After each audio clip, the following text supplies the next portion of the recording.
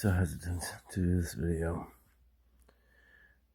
I guess this is where the weird ones are gonna start beginning. It's not gonna be, every video isn't gonna be like this, but I am tired. I just woke up. I went to bed at like midnight, but I just woke up at 2:14, and I laid in bed after I had this dream. And I have dreams sometimes that I add to my personal arsenal of knowledge. I just don't give it out. I mean, so much very supernatural stuff has happened to me to get me here, and it has nothing to do with my arrival. It has something to do with helping people, and in my desire to make sure that people don't think I'm some kind of strange guy because I have Jesus Christ. I don't fear this stuff. I kind of enjoy that he gives me this entire circus of knowledge to just hold on to. I know that it's going to be useful one day to someone, or many, I don't know. But God's given me this one definable characteristic, and I'm not afraid of anything at all. It's almost like fear has been ripped out of me. Even in my dreams, I'm fearless, and I get attacked. I don't know if it's because of the ministry or because of the work I have to do for him in the future. I don't know, but I'm absolutely fearless. So when things like this happen, I just add it to my repertoire. I'm like, yeah, that'll be useful later to somebody. I mean, I'm good, but like maybe somebody else will need that. So let me tell you the dream before I tell you anything else. I don't want to keep this under 10. I was in this dream. When you have these dreams, I call them dream visions because they're not dreams. You know they're not dreams because they're visceral and they're tactile, and you can feel with your fingers. You can feel stuff. And in normal dreams, you usually can't. I mean, you get like bits and pieces of the visceral in regular dreams, but this was real, like more real than this almost. But I was in a bathroom, and I had this like pain in my gut, like on my sides, and I'm looking at myself in the mirror. I'm like, what's wrong with you? I'm like, whatever. And I didn't know way to analyze what was happening because I don't have any basis points.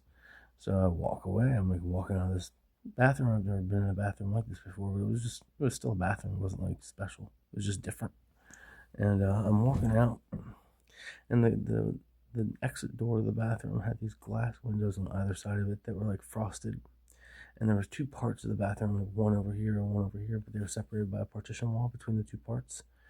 And I had already exited the bathroom, and I hear this shrieking in the bathroom, jumping between parts of the bathroom. I can see through the frosted glass like this black shadow running back and forth, and he had form like this, but he had like a trail of black that ran behind him. So when he ran through the wall, I saw a trail of black going behind him. And I'm thinking to myself, like, it's a demon. You know what I mean? Like, I guess what was hurting my sides in there was I was being afflicted or oppressed. So I don't really, I told you I'm not afraid. In this, if this happened in the real world or in there, I'm the same person. So I'm like, this thing thinks he's shrieking. What a little punk. Let me go right up to his face. You know what I mean? So I open the bathroom door and go back in. I'm like, I want to tell you what I really thought. I was thinking Europe. And I just said it to him. I was like, stop being a little. And it like looked at me and came running toward me, right? And got like right up in my face, and it's shrieking. I'm like, in the name of. And as soon as I was about to say Jesus, something took hold of my tongue, and I couldn't talk. And in my head, I was like, I couldn't talk with my tongue. And immediately I was like, oh crap, I can't call in the name of Jesus. I thought that. I can't call in the name of Jesus. And bam, I woke up. And I'm laying in my bed. I'm like, that would be scary, I guess. I mean, not like didn't strike fear into me, but I was like, well, what did I do then? And I realized I already did it. I said in the name of Jesus in my head. I was like, or I said, if I can't, I woke up thinking, when I thought the name of Jesus, I just woke up. It might not seem very important to you, um, but it started making me think of other times that I've encountered this now. When I was homeless out there, I ran into some stuff. Some people are afflicted, and gosh, I really don't want to. I don't want to say this. I mean, I'll say it because I'm recording a video and it's not live, so I have the choice whether I want to upload it or not. I think I just gotta be braver with you guys and just upload whatever. But when I was homeless out there was a girl, and she was on drugs. And I used to call it goblin mode because like she'd do drugs and like get all janky and low and like start flailing and start rapping and talking in tongues, and she started talking in tongues, and I'm like, that's where I got like, I don't like that. Stop that. I don't want to see you do that. And she'd start talking in tongues more. I was like, in the name of Jesus, stop that. And it would stop. But like then she'd go back into flailing and stuff, right? And there was one time it was freezing cold, probably the dead of winter, and she's like between these rip-rap rocks. By the way, this really happened. This is the real recounting of what happened in real life. I was considering while I was laying in bed, and she's between these really sharp rip-rap rocks, and she's flailing back and forth, but her face would always like stop short of the rock, and she'd like look at me, and I'm like thinking to myself, I'm like, is she awake? Like, is she doing this on purpose? But it was, it wasn't on purpose. You absolutely know if you knew her. And I was like, I ain't helping this girl. I'm just gonna sit here and watch. She knows what she's doing. She's stopping like, a millimeter short of her eyeball and then looks right at me. I'm like, do what you gotta do. I can't help you. You obviously want this. So then she started acting crazier and almost fell into the water, which would have been bad because she'd been hypothermic. So I grabbed her by the shoulders, and like I didn't want to seem weird for calling on Jesus like vocally. And I remember I held her down on the ground by the shoulders, and I'm staring at this girl, and in my head I had the thought, I said, Jesus Christ, is there nothing I can do? And I'm in my head, I was screaming in my spirit. I'm like, Jesus Christ, is there nothing I can do? And as soon as I said that, she like looked right at me, and she breathed out for like 10 seconds. Just went to sleep for 2 hours. Could not wake her up. I'm telling you, she was a corpse.